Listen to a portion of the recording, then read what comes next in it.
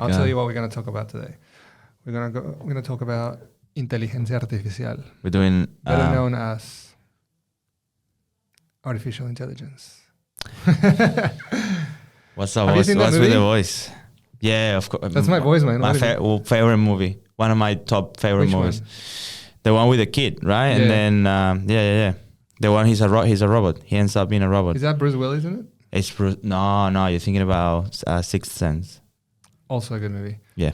Wait, artificial intelligence. That's with the kid. Yeah. I remember the logo. That was my first introduction to artificial intelligence. That was I think 2000. That movie. It's very early. Yeah. Very, very long. Very old movie. I don't remember what it's about actually. Are you sure it wasn't Bruce Willis? Are you gonna look it up? I am. That's the benefit of having a computer here. While you do that, there's also Her. Remember Her? Her, yeah, of course. Scarlett Johansson. Yeah. It's more recent movie. Yeah, 100%. No, it's the kid from The Sixth Sense. Yeah, is the same kid. That's what I thought it was. Bruce Willis. That's where my mind went. Yeah, it's the same kid, but name? Then you look Haley Joel, and then you got Bruce Willis isn't here. No, it's not. I just got my wires crossed. We should watch it again. In saying that though, together. I think one of the things. What do you mean? What are you talking about? Watch the movie together. You say you should watch. We should watch. I was like together. Oh right. No, I said you should. I've already seen it. Which one? Artificial Intelligence. All right.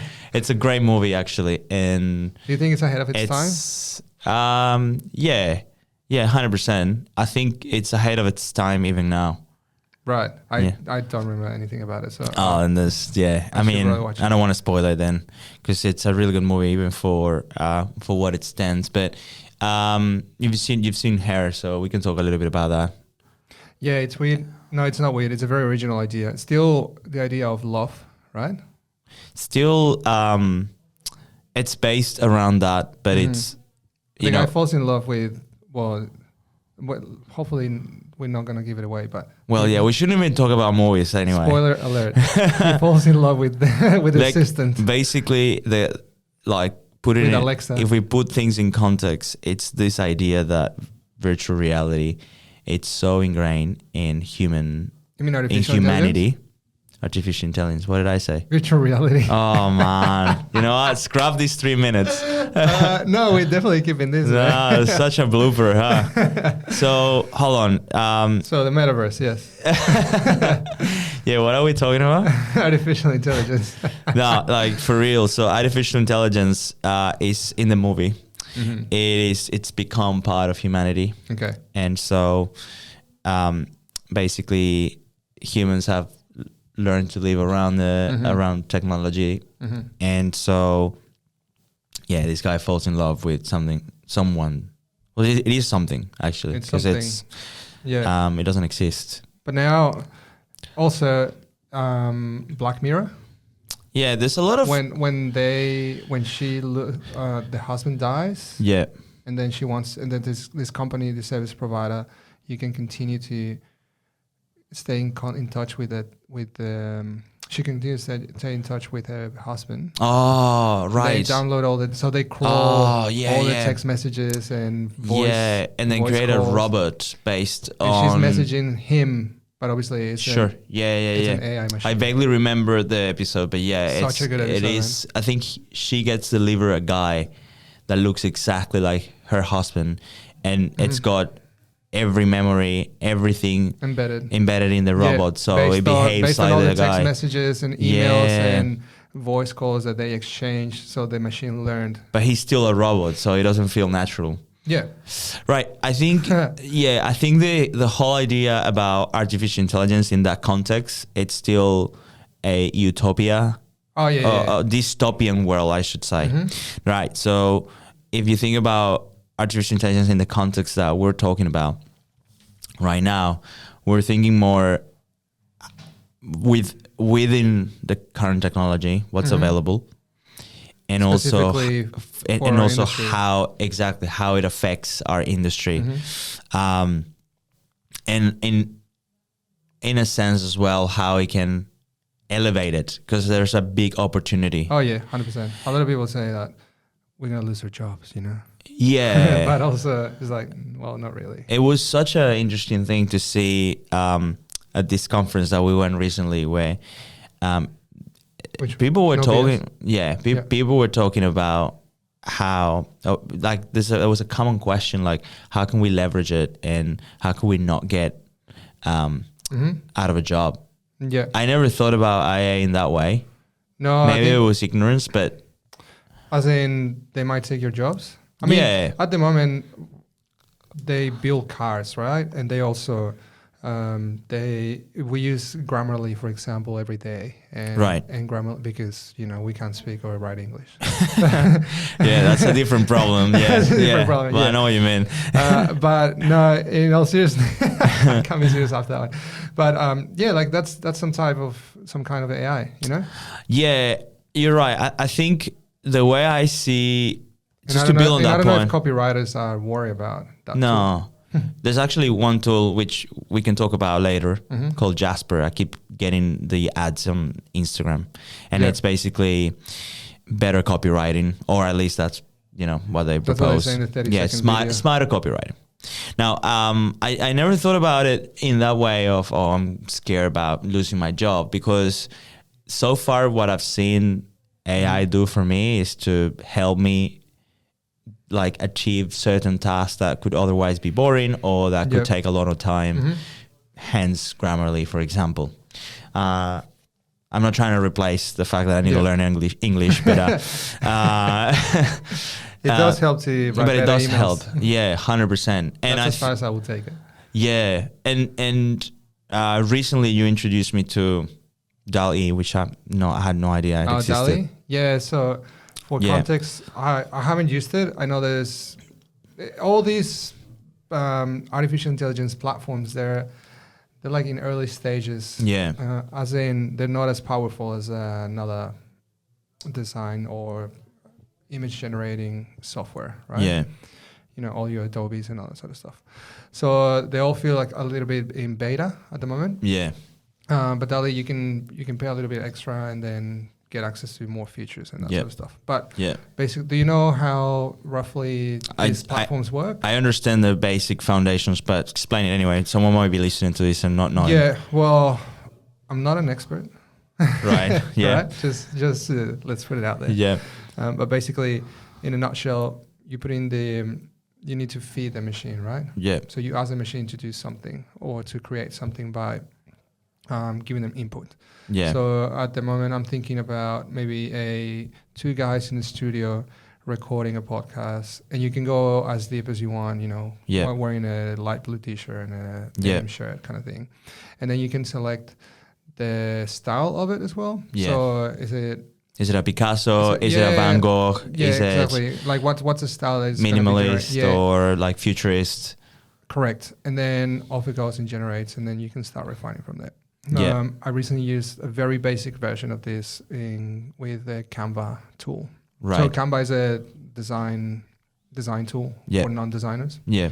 and they usually plug in all the different platforms within Canva. So Yeah. Typeform is one, so you can create a form within your presentation, Google Yeah, Maps, right. etc. Okay. And the one that they use, I can't remember what it's called for image generating, but it's text to images. Okay. So it's literally black computer on top of a wooden table at sunset. Yeah. So you got to give it a time and a place, and You got to be certain things. specific. Yeah, and Uh-huh. as much as you can, yes. And then you select the style. So it could be a painting, it could be a drawing, it could be a realistic photo. And Okay. it takes a little while to generate, but it does it. It does it to the degree that you don't have to go and take a photo of a black laptop on a wooden table. Exactly. So Exactly. the concept is there. Yeah, and I think that's where I am really, really intrigued. Actually, more than intrigued, I'm just fascinated that that's the sort of tool that can help us creatives and designers in general be more efficient. So I saw a little bit of how DALL-E works. DALL-E 2. Apparently there was a there's a DALL-E 2 now? 1. Yeah. Yeah. And so without knowing too much about it, I just saw how it worked. And one example they show on their website, which was really cool, is the photo of an empty room. and then different versions of the same, or like different couches in that same room. So my mind, where my mind went was, you know how right now there's the AR technology, augmented reality, where you can take a photo of a place, or actually with your phone you can move it around and place an object. Yeah, think about it, like you could also use that. You could also use DALL-E as a way to see and paint the picture, literally, of what the room could look like if you had a different setting. Yeah. And we saw, now they say that, we saw that with Shopify, remember, at the conference? Yeah. There's an ad for Shopify. It's like, I can't remember what the tagline was, but it's basically not just buying something, but creating something. Like, it was something like, hey, Alexa, give me a wallpaper with such and such. Oh, yeah, that was really cool. Yeah. And then through this, it was the phone was pointing at the wall, right? Right, and then it was recreating this wallpaper. The wallpaper, and then right then and there, you will click buy. And that was it. That was amazing. Yeah, that was really cool. See, I think that's where I'm, really excited. I was thinking as I went through this process of, reading more about what AI can do for designers, I found this article that talks about the potential of using it for mood boards and the brainstorming process. Right, yeah. That was really cool because basically it suggests that you can generate a bunch of images based on the style. And dragging and dropping your own mood board. Yeah, think about it. Like, how long do you take to create a mood board before you start a project? Sometimes it can take even a day if you want to go very deep. And I think mundane tasks like those, they can easily be done by a machine. You can generate it. It can generate hundreds of images for you with the style that you are after. Yeah.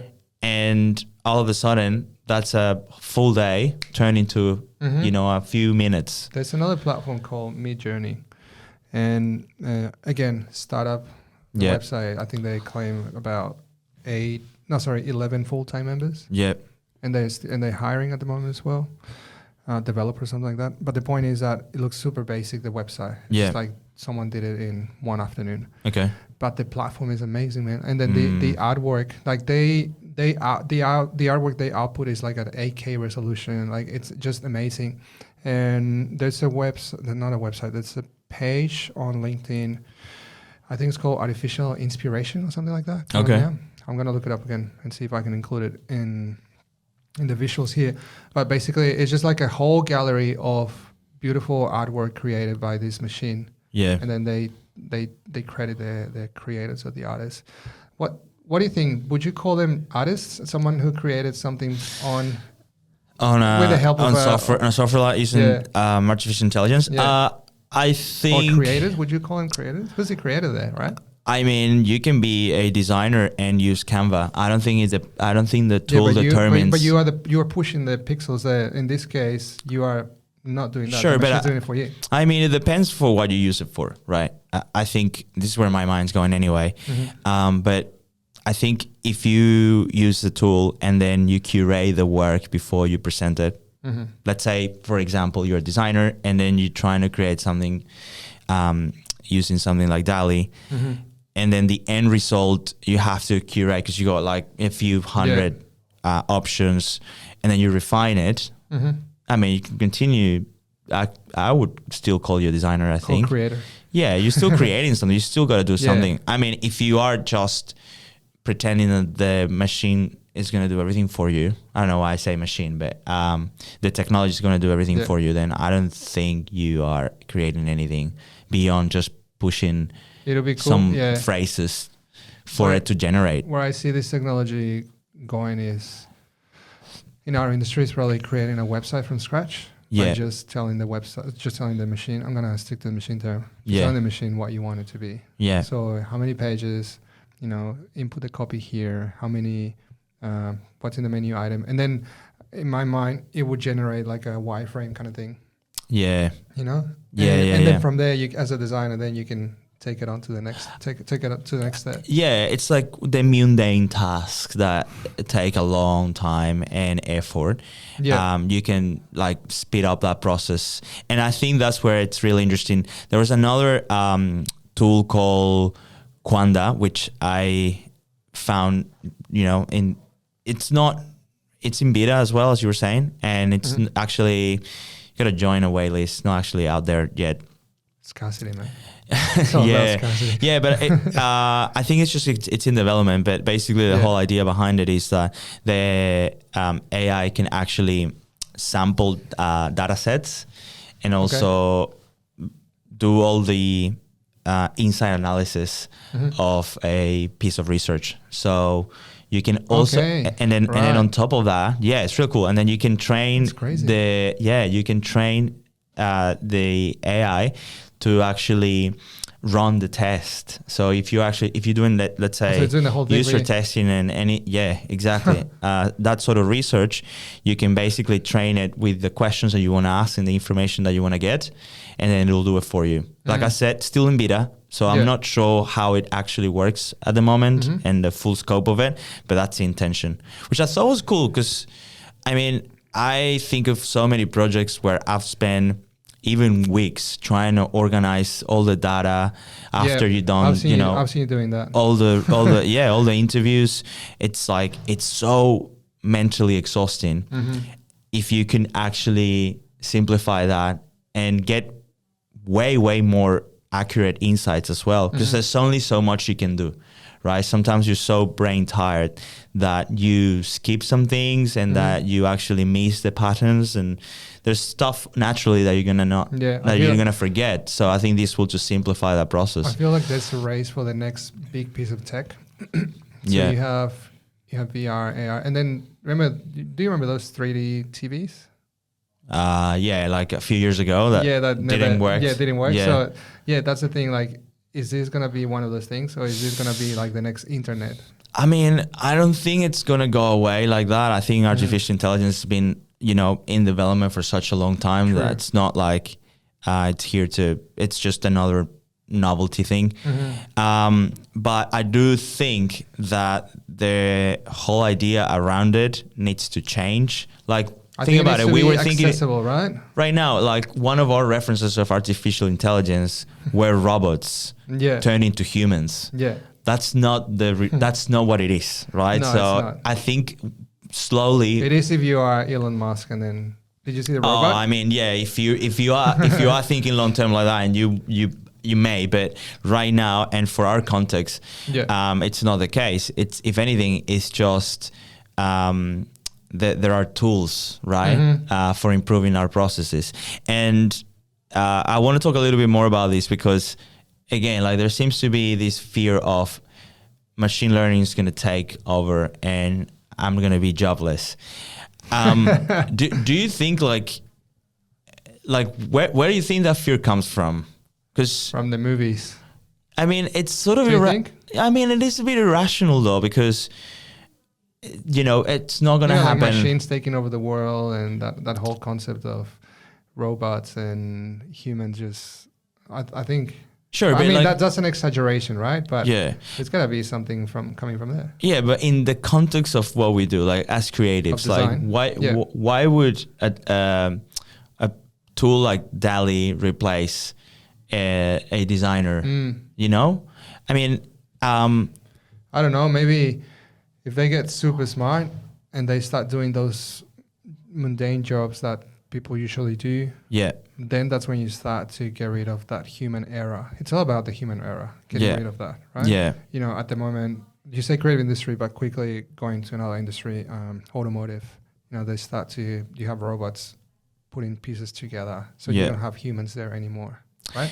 So I think that's where it's coming as well, as is shifting to other industries. Yeah. You've seen it happening in other ones in the past, and then you're like, what am I gonna call myself now or next? What am I gonna do next, right? Yeah, I mean, the reason why I asked this question, because it may sound like a trivial question, but I want to know if other people think like that and they're actually scared of losing their job. Yeah. Like, it sounds like you may not be. I'm definitely. I don't think I am. I'm definitely not. Like, if anything, you can leverage artificial intelligence in your advantage and improve improve the work that you do. Yeah. Like, you know, I was thinking, if they become so smart that you can't do that job, then it'll be like hiring a human, you know, like imagine if I was scared of you because you're better than I am at something, which you are, exactly. but also I'm better than you and other people at other things. So we just kind of complement each other. Yeah. Right? So that's the way I see it. Just it'll enable us as designers or creatives. It's like, imagine if one day the technology becomes so smart that you no longer need to hire people, right? Let's say. And then all of a sudden, you create an agency that has 0 employees but yourself. I think it's run by AI. Yeah. I think even at that point, it'll be cool. But I'm trying to like think a scenario where, you know, I don't know, 50 years in time or something like that, and then like tech so advanced. Anyway, you still need that human element because you still need to do. You still need to have someone controlling the projects and, you know, having a humane conversation with the clients. You can't pretend that everything's going to be automated. What if you're talking to a machine at the other end? You think it's a client, but it's actually a machine. Well, no, I'm talking about AI. Like, you know, we are transacting, and then the work gets done behind the scenes. Purely the work. Yeah. Okay. Yeah. Like using tech. Even then, like I think in my opinion anyway, like this fear is irrational, and you know, I could think of so many examples of where this can actually help enable a better industry. You know, brainstorming sessions, for instance, right? You know, there's only so many ideas that us humans can come up with in a short period of time. Imagine if you can have a computer just giving you ideas all those on ideas the spot. Are based on our experiences, right? Right. And maybe things that we've heard, but we don't have the time capacity to crawl the whole internet for all the ideas. Exactly. But a machine can. Give you an example. Like, we need to sit down and spend time coming up with content ideas for a podcast. Imagine if we use machine learning to give us another 100 ideas based on our criteria. Yeah, we could say, you know, we're doing a podcast, 2 guys, 2 designers with a Latino accent, and I'm actually saying this specifically because it'll be really cool to see what actually gives you back.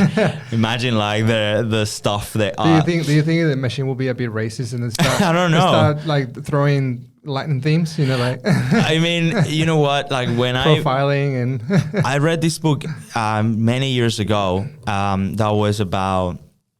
That touched on the subject of AI. I'm talking like maybe 6 years ago. Okay. And then something that it brought up was the fact that artificial intelligence, when it's used bad, it can actually be harmful. Okay. And so there was this example of, I believe, if it's Pinterest, don't quote me on this. Essentially it was image recognition. Okay. So it'll see a photo and it'll try to pick on what it was, what the image was. So if you're uploading a photo, then you could get a quick description of what the photo was without you needed to write one. And this is about the black guy? Yeah. I don't know if it was Pinterest, but yeah. I can't remember what platform it was, but that was my... I kind of want to remember the... was it Google? No, I don't think it was Google. I think I remember. I don't think it was. Yeah, I don't know. Actually, I don't want to try to remember because I won't. Yeah, right now. But that was the context. Well, sorry. Finish the story. Well, essentially, they were saying it got racist because this person was trying to upload a photo of a black person, and then the description was something like a gorilla. Yeah. And so I read that and I was like, wow. Clearly things can go south easily here, right? Yeah. So I think it got a bad rep then, and you know, I lost track too. I have no idea what happened in the end and where it went. Yeah. But I do remember it was quite resonated. Yeah. The case here is that as the technology evolves, I think there are definitely better ways of, you know, leveraging the tech and making good use of it.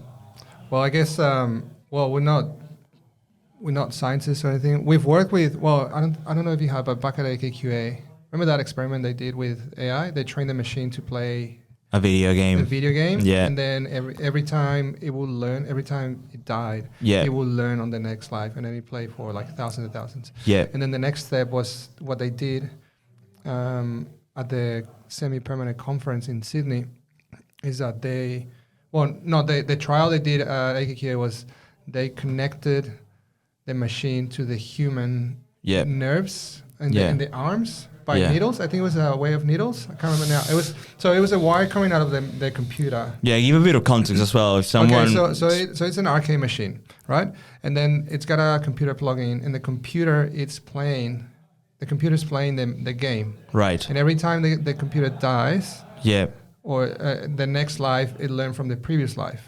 Right? So you become better and better and better. So it becomes better and better and better, and it starts to learn all these patterns. So you could see the progress there. Yeah. The next thing they did is that they wired up like literally a human, like somebody. Yeah. They I think there was some needles or some. Did it have needles, or it was more like? It was something. It was maybe some electric shocks that they were triggering the nerves. Correct. That were connected to the hand and the finger. Yes. Right? So the machine knew that this was your index and this was your thumb and whatever. Yeah. And all you had to do is like hover on top of the buttons, and then the machine will trigger your button, your finger. So you didn't have to move. It was just doing it for you. So it was just like. It was insane. I remember seeing it. Yeah, like when you press one of your nerves, and then the finger kind of comes back in. Yeah. Yeah, and then it got really dangerous. Well, it didn't, but it was dangerous. I think to the degree that if something went wrong, it will go straight onto your system, like your. Oh, is that why they stopped it? That's why they stopped it, and they didn't showcase that live at the conference, but they have video, they have footage of it. Wow. Yeah, and they were explaining all these, everything that I just said in a better way, obviously, and with some data. Yeah. But man, that was the first time I saw something going from, something really like real. Yeah. And that was pretty impressive. It is cool, actually. I remember seeing it as well and thinking, this is interesting. Asteroids was the game, I think. The little what's it called? On the space. Wasn't Space Oh, one of those. Space Invaders? Yeah, one of those. I remember it was like an old arcade. From the 80s. And then, which by the way, it's a pretty tricky game. So the whole concept behind using artificial intelligence that's learning so fast to help you improve the game, I think that's really cool.